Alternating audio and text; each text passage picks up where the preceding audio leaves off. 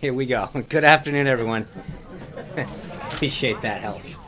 As you just saw, the President was honored to host the swearing-in of Attorney General Sessions in the Oval Office just a short time ago. Under Attorney General Sessions, the Justice Department will return to its original core mission to uphold the rule of law, to ensure that justice is administered and enforced fairly and impartially for all Americans. Attorney General Sessions, come on in. I'm sorry. Well, you know, it's a Trump briefing. Attorney General Sessions is a world-class legal mind and experienced prosecutor, and the President is pleased to have him finally in place as our nation's top law enforcement officer.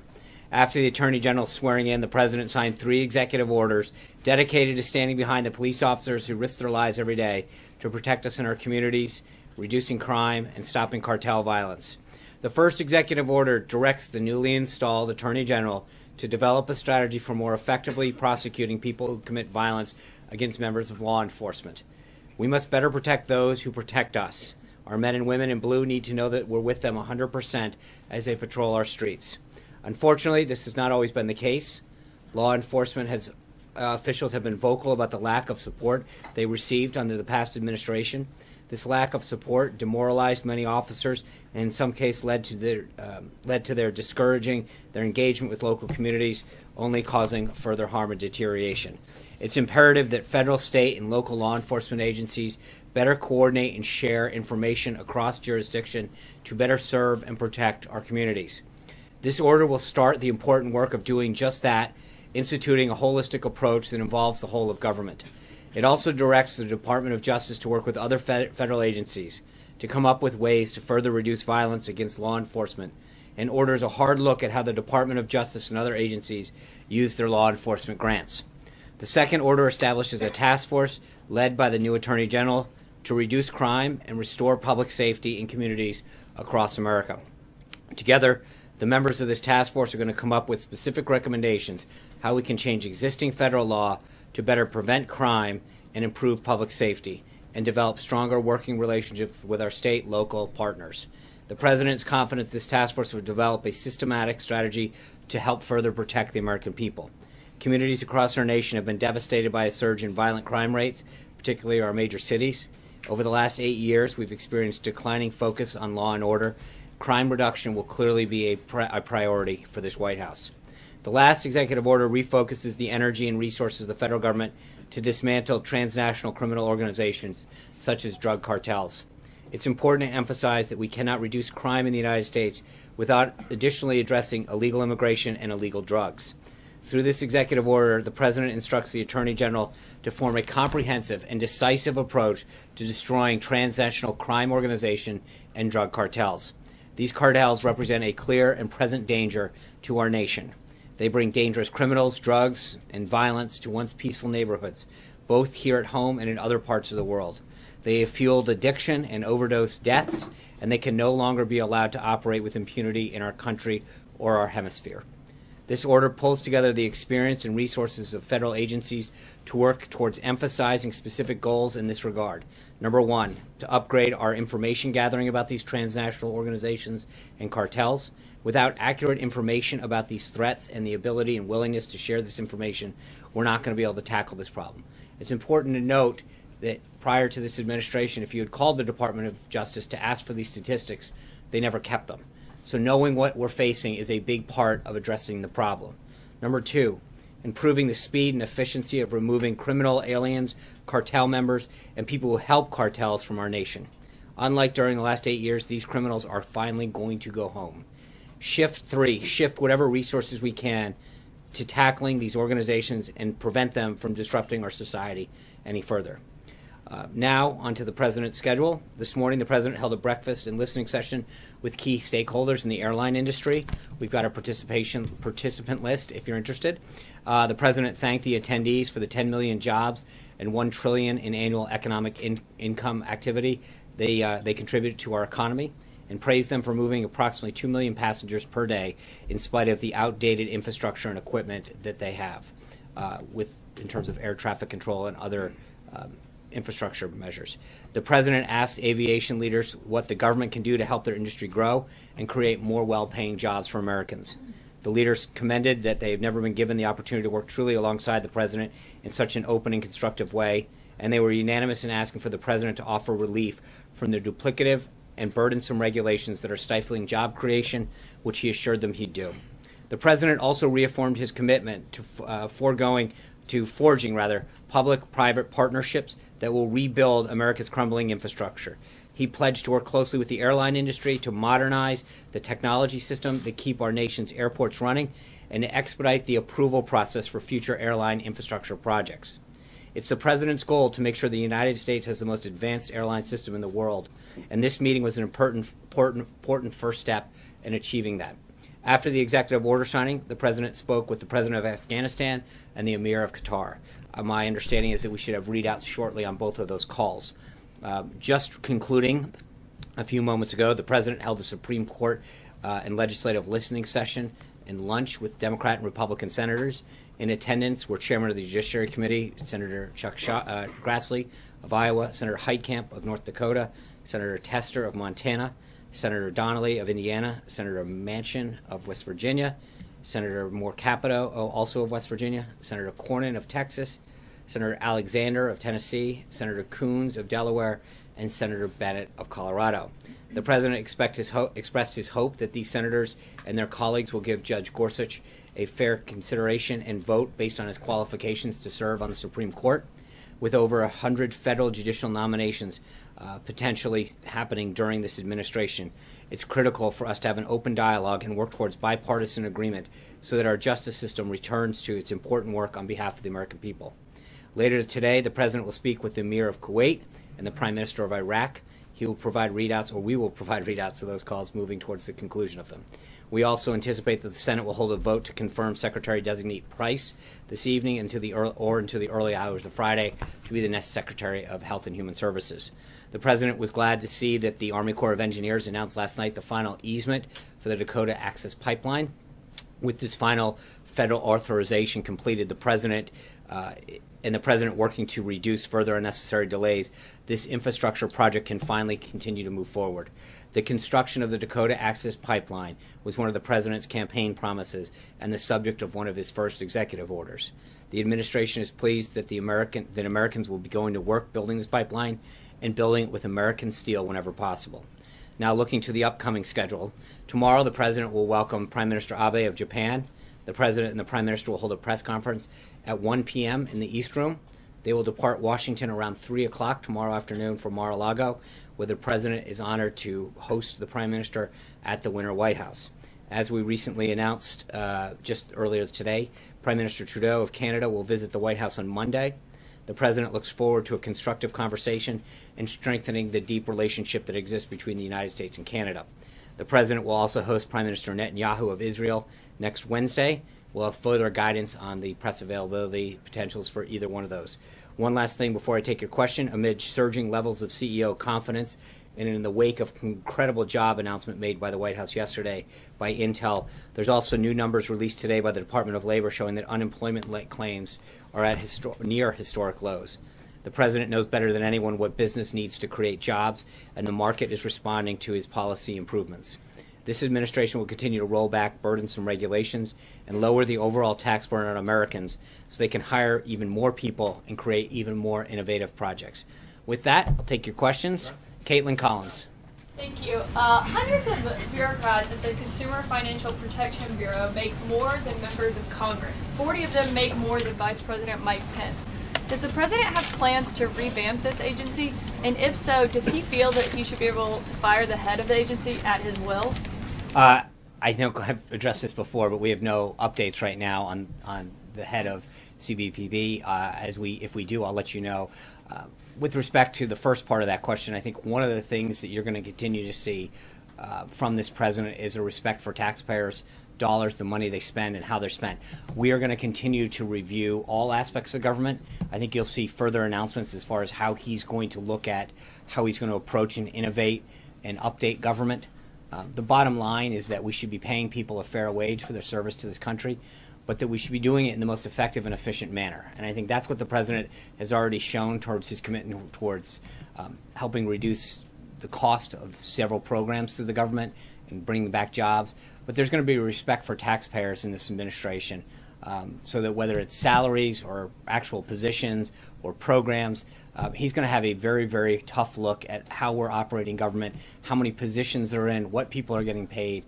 But the president understands that most Americans are out there working night and day trying to get by, and that Washington truly needs to respect the money that they spend. And then we should be doing it in a way that shows that with a level of respect in terms of how many people we're hiring, what they're paid, what programs we're looking at, whether or not that program's duplicative. But it's not just about one department or one agency. It's really about looking at how government as a whole operates. John. Sean, questions have been raised after Kellyanne Conway did an interview, I believe it was with Fox News this morning, where she appeared to, from the confines of the Brady briefing room, promote the products of Ivanka Trump. Do you believe that she crossed an ethical line? Kellyanne has been counseled, and that's all we're going to go with. She's been counseled on that subject, and that's it. Can I ask a question? There's Reuters has a story out that includes a partial transcript of the president's call with Vladimir Putin, right, in which he appears to express doubts about the New START treaty. Does he indeed have doubts about the New START treaty? Would he like to see that renegotiated? The president's conversation with President Putin is a private call between the two of them, and I'm going to leave it at that. We put a readout on the call, and we have nothing further beyond that. John Gizzi. Thank you, Sean. One question today. Wow. On February 2nd, Vladimir Kara-Murza, who is a well-known filmmaker in Russia and was a close associate of the late Boris Nemtsov, the dissident, found himself in critical condition. Right. His wife has since said she believes this is poisoning, very much like the conditions that almost took his life 2 years ago. And does the administration have any comment about that, or the frustration of Mr. Navalny, the opponent of President Putin, to get on the ballot as a candidate? I think our State Department is aware of the situation. We're monitoring it, and I'll leave it at that. Yeah, Blake. Sean, the president said today in the airlines representative meeting that he hopes to have an announcement within the next 2-3 weeks about lowering the burden of taxes for businesses. Right. At the Super Bowl interview, he was asked, can Americans expect a tax break in 2017? And he said, I think so, yes. I would like to say yes. It sounds like he's a little bit more confident for the businesses than individual tax breaks for Americans. Is the business component at this point ahead of the individual component? No, it's a comprehensive, yeah. Thanks for asking. I think we're looking at, in the next few weeks, rolling out the outline of a comprehensive tax plan that we've continued to work, that we'll be working with Congress on, that will address both the business side of the tax ledger as well as the individual rates. But it's going to be a comprehensive plan, something that we haven't seen since 1986. But I think when you look at the segueing of that, we've got two opportunities for reconciliation this year. One is using the FY17 budget, which you can easily get Obamacare repeal and replaced on, and then you can use the FY18 budget to utilize the second opportunity at reconciliation to do comprehensive reform. But we recognize the need. I mean, it's been since 1986 that something like this, of this scale and magnitude, has happened. The president recognizes that middle-class Americans need tax relief, and that's going to be part of that. But we also recognize, and you saw that in all of these business meetings, whether it's inversions or other means in which people are shipping jobs overseas or reestablishing themselves, or the profits that are kept over there, we need fundamental, comprehensive tax reform that addresses both sides of that income stream. Can you say if this is going to be a mix between what he had put out there on the campaign and what House Republicans have put out there before? Because there's some similarities, but clearly some differences as well. I'm just going to say that you're going to have to wait a couple weeks before we put out that outline. But I can tell you that it's something that's going to spur economic growth. It's going to recognize the need to give so many working Americans the relief that they need. But more importantly, I think part of the issue that we continue to see over and over again with businesses is that we're facing competition from abroad because of our tax code. It favors companies from not wanting to stay, and the president recognizes that. And what he wants to do is create a tax climate that not only keeps jobs here, but makes it incentivizes companies to want to come here, to grow here, to create jobs here, to bring their profits back here. So I think I don't want to get any further ahead of it, but I will tell you that it is going to be the first time that this nation's seen a full comprehensive tax reform in a long, long time. Yeah. Yeah, the president this morning tweeted that our country is, quote, bogged down in conflict all over the place. Where are we bogged down? Well, I think there's several places that we've What does he been. mean by that? Well, I think that if you look at ISIS in particular and the hot spots around the country, the places that we have to monitor, there's a lot of countries through the Middle East in particular, Northern Africa, that we are having to address and deal with and monitor because of the threat of radical Islamic terrorism. I mean, there's no question that the spread of it has gone in the last 8 years, has proliferated. And I think that the resources that we have to spend, this isn't a traditional war where you're just looking at the other enemy with a uniform and saying, here's the country we're fighting. The proliferation of ISIS throughout this country has made it so that we have to focus a lot more in a lot more places and expend a lot more resources because it's more of a disparate approach that we have to employ as opposed to having one country that you're facing at one time. But bogged down suggests it's I something we understand. can't get I out just of. answered the question. I understand. Yeah. Thank you, Sean. Yeah. And happy Lantern Festival to you. Happy with it. Thank you. Regarding the very nice letter that President Trump sent to Yeah. President Xi Jinping last night, I'm curious about the timing. And also, later President Trump said he's looking forward to develop a constructive relationship with China. So could you elaborate the importance of this bilateral relationship to the U.S.? Thank Well, I you. think it's obviously important to us, and the president understands that. I think he's spoken fairly often about China, and he understands both the national and economic interests that we have, the desire for our companies to access the Chinese market, but also the national security interests that we have. And so he obviously wants to do what he can to have a fruitful and constructive relationship with China, and he looks forward to developing that as we go forward. Sarah? The top U.S. commander in Afghanistan said today that they could use a few thousand more troops in Afghanistan to help the coalition efforts there. Going off Mike's question, if we're trying to get out of conflicts like that, does the administration plan to send those additional forces to Afghanistan? I think the president will heed the advice of the generals and Secretary Mattis. That conversation has yet to happen, and if we have any further announcements, but I think that's right now a Department of Defense issue that you should touch base with Hallie. Sean, two questions for you. I want to get to one on immigration, but first, on the comments from Judge Gorsuch that have been reported out, Yeah. I just have a two-parter for you. Does the president still stand by his nomination? Absolutely. Given where Gorsuch stands, That was with, number one. no, this is like a part two-part. First question. Given where, not calling it anymore. given Judge Gorsuch's position on the president's attitude toward the judiciary, and given that the Yeah. president has praised Neil Gorsuch for his intellect and for his integrity, Mm-hmm. does the president have any regrets about the comments that he's made about federal judges? I think the president's comments speak for no. He has no regrets, but he's very proud of the selection he's made, and he's going to make a great associate justice of the Supreme Court. About the comments that he said, for example, about Judge I understand Robar. that. And yes, he has no regrets. Thank you. On immigration, Guadalupe Garcia de Reyes, Sean, When you started it, Ryan. Why are you calling me out? I didn't do anything. I know the White House, I'm sure, has been following the situation of Guadalupe Garcia de Reyes. And so I want to know, does the president believe she should have been deported?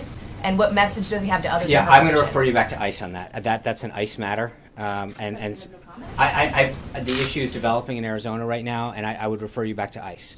Margaret, Go right now, though. I would refer you back to ICE. In that lunch meeting, the president said that, he basically said Senator Blumenthal's comments were taken out of context, and that Judge Gorsuch's comments, right, yeah. and that his relaying of Judge Gorsuch's comments were taken out of context. However, Right. Senator Ayotte, who is working with the White House to help shepherd Judge Gorsuch through the Hill, released a statement confirming those same remarks, disheartening and demoralizing. Right, in so terms here's of- what Senator- Was the president aware of that? Because Yeah, of she course was he's in aware. that meeting. No, of course he's aware. This is what Senator Ayotte said. Judge Gorsuch had made it very clear in all of his discussions with senators, including Senator Blumenthal, that he could not comment on specific cases, and that judicial ethics prevent him from commenting on political matters.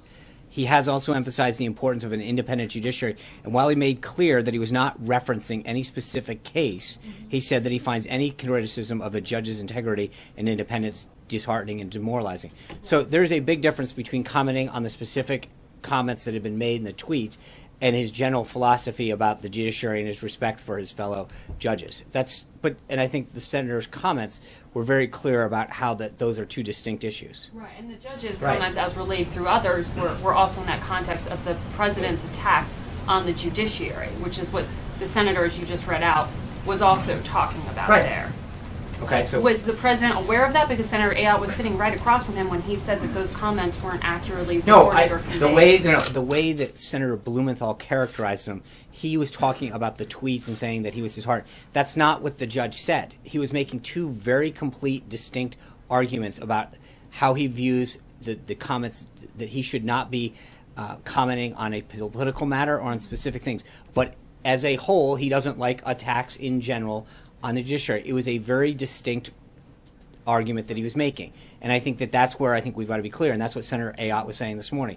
Very, very different. Cecilia. Does he take that on board? I mean, Does he what? Is he taking that on board? I mean, you just said he doesn't regret his past attacks on the judiciary. Right. But now you have these confirmed remarks, which you were saying were exactly what the judge was talking about. No. And that's not hold on. changing the But president's again, I own- think it's important to understand that the judge was very clear that he was not commenting on any specific matter, right? And then he was asked about his general philosophy.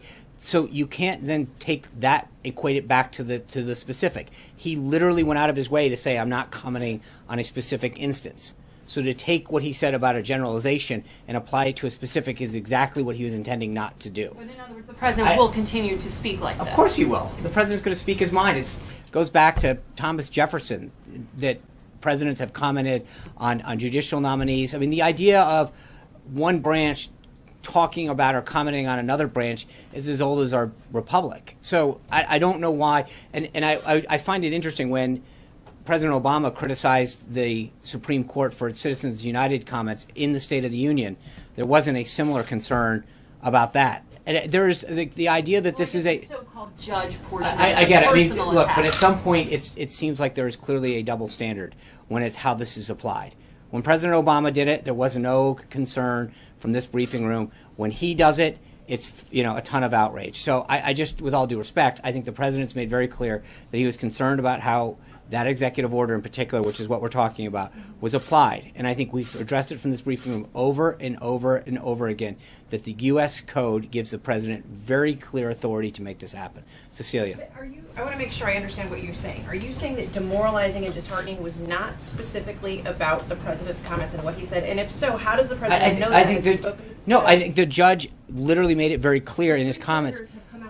They corroborate. I understand that. Senator Ayotte, who was there, made it very clear that he was commenting in general about attacks on the judiciary. That was it, plain and simple. I understand that, Cecilia. I can tell you with Senator Ayotte, who has been with him on every single thing, was very clear about that. There's no so I understand that, and that is, she has made it very clear over and over again. Yeah. Sean, you're stealing the question. Yeah, Sean, your answer about the context doesn't make sense when you think about what Senator Ben Sasse said today and this morning on TV. He said that he asked Judge Gorsuch specifically about the president's so-called judge tweet, and in response, Phil, this is like the fourth time I've asked an answer. No, but this is a different context, Sean. I understand that, Phil. I've asked directly about. I understand that, and I've said exactly what Senator Ayotte said about it. I don't know how many times you can ask. Yeah, it was only about. I understand it. Thank you. Yeah. Sean, I'm going to continue on this line despite what's happening there. Why isn't the White House, why isn't the president concerned about the influence or the appearance of the influence on the independent judiciary? Why isn't he? He is free to speak his mind. Where has this outrage been for the last 100 years? There's been the Obama administration or any previous administration. I'm talking about this president. I understand, and the this president White has House. the part of the reason the president got elected is because he speaks his mind. He doesn't hold it back. He's authentic, and he's not going to sit back. I think when he feels very passionately about something as much as the executive order, he was doing it to make sure Americans were safe. The order, the U.S. Code is crystal clear on this. I think I've read it for like 3 days in a row. And it can't be any clearer how much authority it gives the president to do what he can to keep it safe. He's concerned that he's doing what he can to keep this country safe, and there's been a lot of activity to stand in the way. So I'm not sure how many more times I can read the code to you, but 8 U.S. Code 1182. Talking about it is not how the judicial process works. Thank you. You've asked the question now 8 times. One more. I'd like to ask you one more about a different set of comments that have been made. I understand. Thank you. Go ahead. Go ahead. That have been made, Sean. Also from Kellyanne Conway earlier this week. Let him go. Earlier from this week, you said this is in context of the Nordstrom, and not about what she was counseled about, but about something she said to CNN earlier this week, is that the president doesn't comment on everything. And so I want to contrast the president's repeated statements about Nordstrom with the lack of comments about some other things, including, for example, the attack on Quebec Mosque and other similar environments. Why is the president, when he chooses to... Do you know, hold on, before, because you just brought that up, I literally stand at this podium and opened a briefing a couple days ago about the president expressing his condolences. I literally opened the briefing about it. So for you to sit there and say... I know. So why are you asking why he didn't do it when I literally stood here and did it? Statement. I don't understand what you're asking. Kellyanne's comment were about that the president doesn't have time to tweet about everything. Right. He's tweeting about this. Right. He's not tweeting about something else. I came out here and actually spoke about it and said the president spoke. The president's time. What are you? You're equating me addressing the nation here in a tweet? I mean, that's the silliest thing I've ever heard. Okay, I'm done. This is silly. Okay, next. Okay, okay. And you're equating Thank you. You've asked your question. Thank you. Does that not diminish the language that you're using? Go ahead. Thank you, Sean. One of the criticisms leveled at President Trump's predecessor, President Obama, by Republicans was his excessive use of executive orders. The president signed 3 more executive orders today. Why isn't that criticism applicable to President Trump in the same manner? I think when you look at the context of what what those executive orders did, and there's things that are within the bounds of trying to protect this country and ordering police officers. Nothing that I think even Democrats would complain, with the exception of the one that we've had conversations on. Most of them have been widely praised by both parties. To keep this country safe, to get jobs creation back. Most of them have been widely applauded. I think the difference with what President Obama did was stretch the executive order to take actions that had largely been within the realm of Congress, and to do things that didn't allow for prior input. The stuff that the president is doing is almost entirely highly applauded by both sides of the aisle and won tremendous praise. There's a big difference in the context in which those two administrations operated. Criticisms, in addition to that, was that President Obama, in using those EOs, was governing by executive fiat. He wasn't working with Congress. Does the president plan to use Congress in a legislative manner? Absolutely, and I just mentioned both tax reform and repealing and replacing Obamacare, immigration. There's so many areas where the president's, he literally we held up this briefing a little so that 8 United States senators could walk out and talk about, and again, that meeting, while it was focused on the judiciary, they talked about infrastructure, they talked about other priorities that they have. He has shown a commitment to work across the aisle, to bring folks in, to listen, to hear their thoughts, to get ideas on a legislative agenda that they can move together with. So I think there's a big difference between the last administration that sort of shunned Congress's role and this administration, where the president is actively seeking their input and ideas and helping them craft an agenda to move the country forward. Alexis. Follow up on the tax question.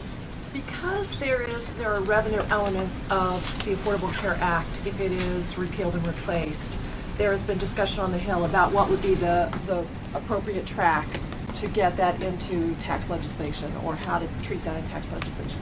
If the president is interested in unveiling a tax package that is as comprehensive as you just described, would the revenue elements of the Affordable Care Act be on a separate track, or is he talking about folding them into one reconciliation package? So right now, as I mentioned at the outset, I think we're primarily looking at 2 reconciliation tracks.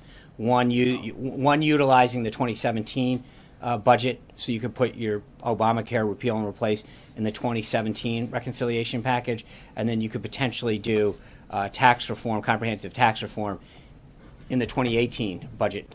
But I also want to say, I mean, just so we're clear, these aren't prescriptive. I think we continue to work towards Congress on a range of options and ideas to accomplish both of those and other goals. Those seem primarily the 2 most opportune ways to get this thing done. but I wouldn't want to rule in or anything out. I think both Speaker Ryan and Leader McConnell are going to weigh in on what best vehicles can be utilized to make this thing happen. So I don't want to be prescriptive. Ben. John, you talked about the president's tax reform plan in coming weeks. Is that something he's talked about with leaders in both houses of Congress, and are they prepared for this? Absolutely. I mean, as I mentioned, he has met with, just wrapped up a meeting with Republicans and Democratic senators, but this is something that the Legislative Affairs team, as well as the president himself, has engaged with members of Congress to talk about this both privately and in bigger groups. But there's a very large conversation going on to achieve bipartisan support for a package of this nature. Jonathan. Does the President believe it's possible to balance the budget without major entitlement reform? And if so, how specifically? I think one of the things that the President has looked at is not just the cutting side, but the revenue stream. In one area in particular, natural resources, regulation and tax reform, how we can grow the economy and bring in additional revenues to the government on the revenue side. So there is a balance to how the president's looking at bringing down the deficit. And I think before we'll have a budget out, in a few weeks. I think that will answer a lot. But when it comes to deficit reduction, which is something that he is very interested in, that is not a one side of the ledger option. A lot of what he is trying to talk about in these meetings and with business executives is how we can expand the economy, and that expanded economy, that job creation, those explorations of natural resources and additional new jobs also bring additional tax revenue in. So there's a way to do this. If we start bringing businesses back, creating more things, creating more jobs,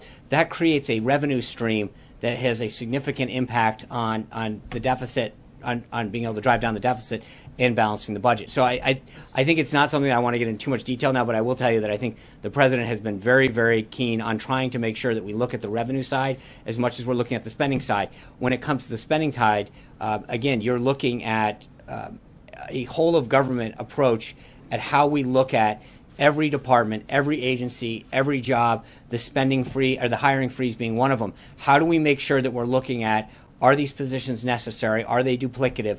Are we using taxpayer money in the best possible way? Those are it isn't a single, look at those particular programs and try to figure out what we can do. He's looking at everything and figuring out if we can make it more effective and efficient. Yes, Scott. Yeah, Sean, Monday, House Oversight Committee is going to mark up Congressman Chaffetz's bill to strike down the District of Columbia's Death with Dignity Act, the assisted suicide law. It could soon come to the White House. Has the president articulated any thoughts on that or the other bills to strike down D.C.'s gun laws, marijuana, funding for federal for abortions in the district? Any thoughts on all these things that are coming your way? As they come our way and they get passed by both houses and come this way, we will issue statements of administration policy. At this time, they are not at that position. So thank you guys very much. We'll see you tomorrow with the Prime Minister. Take care.